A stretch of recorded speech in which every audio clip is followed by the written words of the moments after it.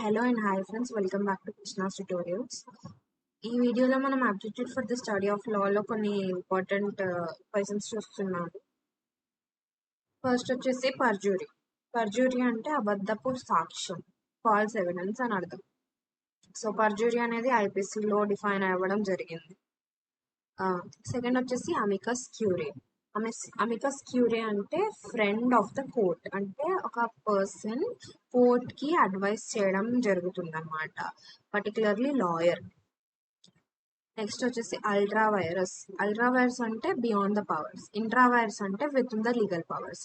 ఒకవేళ powers legal powers కన్నా అధిగమిస్తూ ఏదైనా పని చేస్తే దాన్ని అల్ట్రా వైరస్ అంటారు.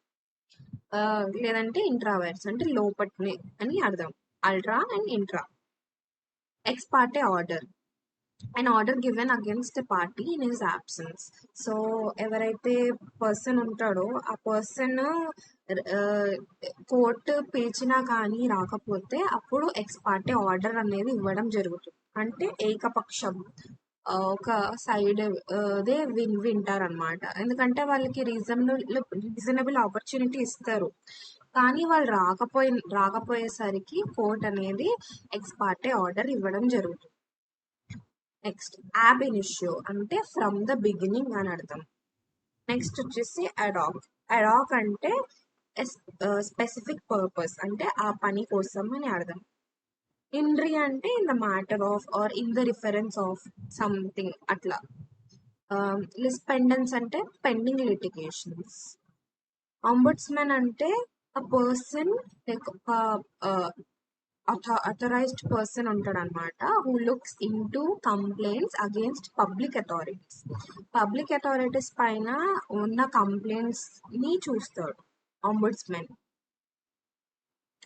So next principles of natural justice. Nemo judex in causa sua, no man shall B a judge in his own cause. అంటే ఒక పర్సన్ అతను చేసిన తప్పుకే అతను జడ్జి లాగా ఉండి తప్ప కరెక్టా అని చెప్పి చెప్పకూడదు. ఆడి ఆల్టరమ్ పార్టమ్ అంటే no person should be condemned unheard. ఇవి రెండు ప్రిన్సిపల్స్ ఆఫ్ న్యాచురల్ జస్టిస్ అనమాట.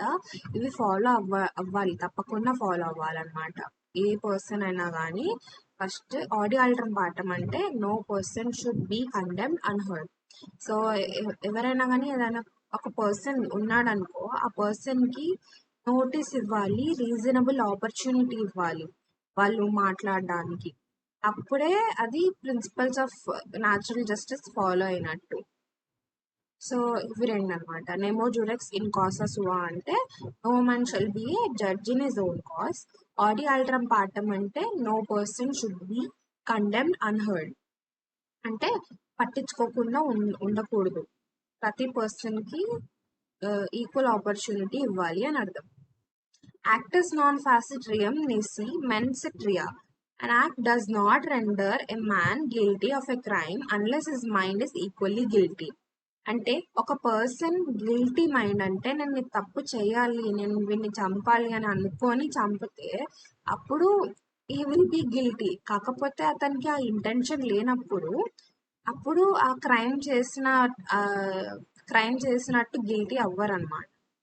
సో అలబై. నెక్స్ట్ అలబై అంటే a claim of being elsewhere, means plea by an accused person that he was present elsewhere. అంటే ఒక crime జరిగింది ఒక చోట, కాకపోతే ఆ క్రైమ్ సీన్ లో లేడనమాట ఆ పర్సన్ లేనని చెప్పి అలబై, ప్లీ ఆఫ్ అలబై తీసుకుంటాడు అనమాట. ప్లీ ఆఫ్ అలబై అంటే ఒక పర్సన్ ఆ టైంలో అక్కడ లేడు, వేరే దగ్గర ఉన్నాడు అని చెప్పి ప్రూవ్ చేయడం. Caveat venditor, let the seller beware. Caveat emptor, let the buyer beware. అంటే ఏదైనా వస్తువు కొనుక్కునేటప్పుడు సెల్లర్ అయినా కానీ బయర్ అయినా కానీ జాగ్రత్తగా ఉండాలి అని చెప్పి ఉంటుంది. వెండిటర్ అంటే సెల్లర్ గురించి, ఎంప్టర్ అంటే బయర్ గురించి. నెక్స్ట్ వచ్చేసి first state in India created on linguistic basis is Andhra Pradesh. అయితే అన్ని స్టేట్స్ రీఆర్గనైజ్ అయ్యాయి కదా, కానీ లింగ్విస్టిక్ బేసిస్ లో మాత్రం ఆంధ్రప్రదేశ్ జరిగింది. ఫస్ట్ స్టేట్ ఫామ్ అవ్వడం ఆంధ్రప్రదేశ్ ఫామ్ అయింది. Next, oldest high court in India is Calcutta High Court. Which of the following is not a ground for divorce recognized under the Hindu personal law? Adultery, insolvency, cruelty, desertion. Insolvency అనేది ground, divorce తీసుకోవడానికి ఒక ground కాదు. Insolvency అంటే డబ్బులు లేకపోవడం, financial గా దివాలా తీయడం అని అర్థం. సో ఇన్సాల్వెన్సీ అయితే అది గ్రౌండ్ అయితే కాదు డివోర్స్ కోసం. డివోర్స్ తీసుకోవాలంటే ఇన్సాల్వెన్సీ అయితే తీసుకోవడానికి గ్రౌండ్ అనేది లేదు హిందూ పర్సనల్ లాస్ లో. Dowry prohibition act was passed in 1961. Dowry తీసుకోవడం చట్టరీత్యా నేరం కాబట్టి అది ప్రొహిబిట్ చేయడానికి సపరేట్ యాక్ట్ అనేది ఉంటుంది. సో ఆ ప్రొహిబిషన్ యాక్ట్ వచ్చేసి 1961లో పాస్ అయింది. First state in India to make a daughter a కో-పార్ట్నర్ is Andhra Pradesh. So కో-పార్ట్నర్ అంటే joint hire to a property. Joint hire అంటే ఇప్పుడు అన్న చెల్లి అలా ఇద్దరు జాయింట్ గా ఈక్వల్ గా ఉండడం, లైక్ ఆ ప్రాపర్టీ పైన ఈక్వల్ గా హక్కు ఉంటుంది. వాళ్ళిద్దరిని కో-పార్ట్నర్స్ అంటారు. Right of a husband wife to the consortium of the other is called as conjugal rights. Conjugal rights అంటే ఇద్దరు హస్బెండ్ అండ్ వైఫ్ ఇద్దరు కలిసి ఉండడం, దాన్ని కాంజుగల్ రైట్స్ అంటారు. Husband and wife have a right to each others company. Right is called conjugal rights. The money or property given or agreed to be given by the bridegroom to his bride in his Muslim marriages is meher. అంటే bridegroom అంటే పెళ్లి కొడుకు పెళ్లి కూతురికి money are property ఇస్తారనమాట పెళ్లి ముస్లిం marriages లో, కాబట్టి దాన్ని మెహర్ అంటారు. Supreme Court declared triple talaq by Muslim husband unconstitutional. Triple talaq అనేది బ్యాన్ చేయడం జరిగింది. ఏ కేసులో జరిగింది? Shayara Bano versus union of ఇండియాలో జరిగింది. The matrimonial remedy available to a spouse to seek the company of the other spouse who deserts him or her without any reasonable cause is called restitution of conjugal rights. Restitution అంటే ఇప్పుడు ఆ person ఎవరైతే ఉన్నారో ఆ person ని తిరిగి రమ్మని చెప్పి అనడం అనమాట.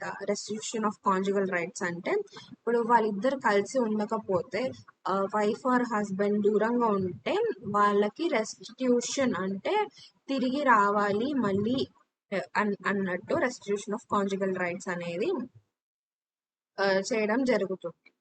లైక్ లీగల్ గా నోటీసెస్ ఇవ్వడం జరుగుతుంది. Under Hindu law marriage is a sacrament. Marriage అనేది సాక్రిమెంట్ హిందూ లా ప్రకారం. Muslim religious foundations are known as waqfs. మనం చూస్తూ ఉంటాం వక్ఫ్ బోర్డ్ అని ఉంటుంది. ముస్లిం రిలీజియస్ ఫౌండేషన్స్ వచ్చేసి వక్ఫ్ అనేది ఉంటుంది అనమాట. సో అది ఒక చారిటీ కైండ్ ఆఫ్ థింగ్ అనమాట, వేర్ ప్రాపర్టీస్ ఉంటాయి etcetera. A child born in India after father's death is పాస్థమస్.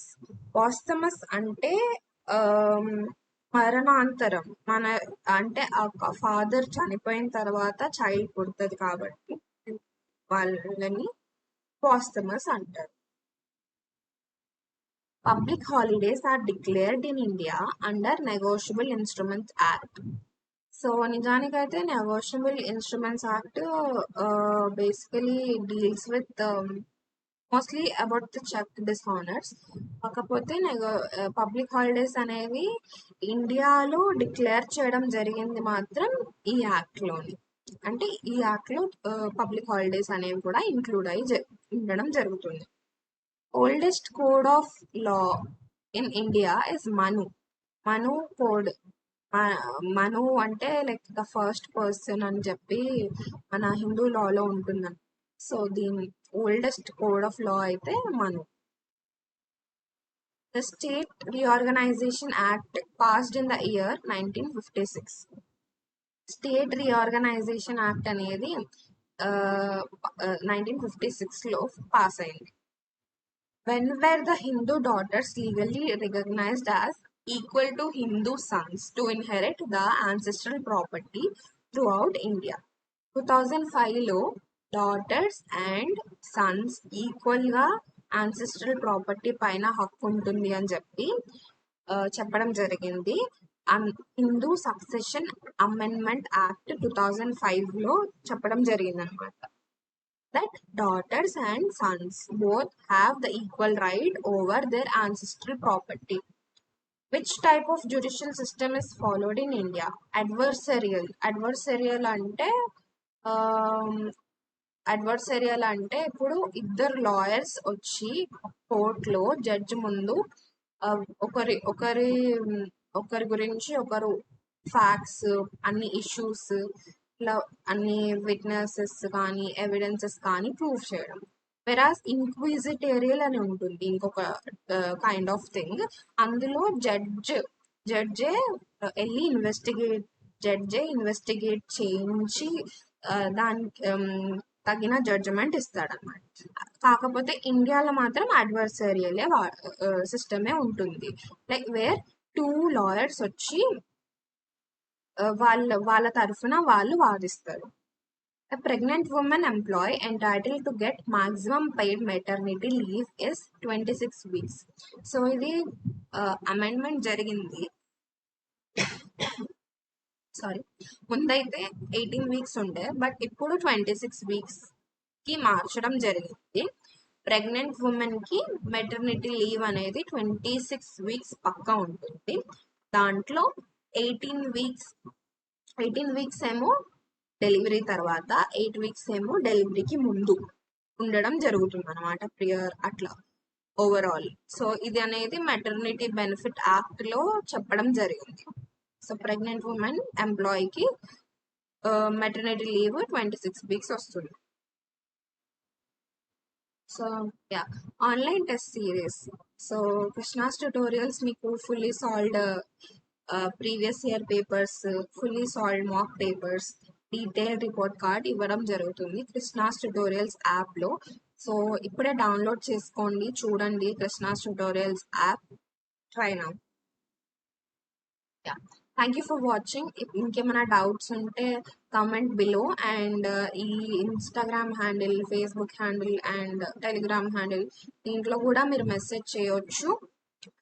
Thank you so much for watching.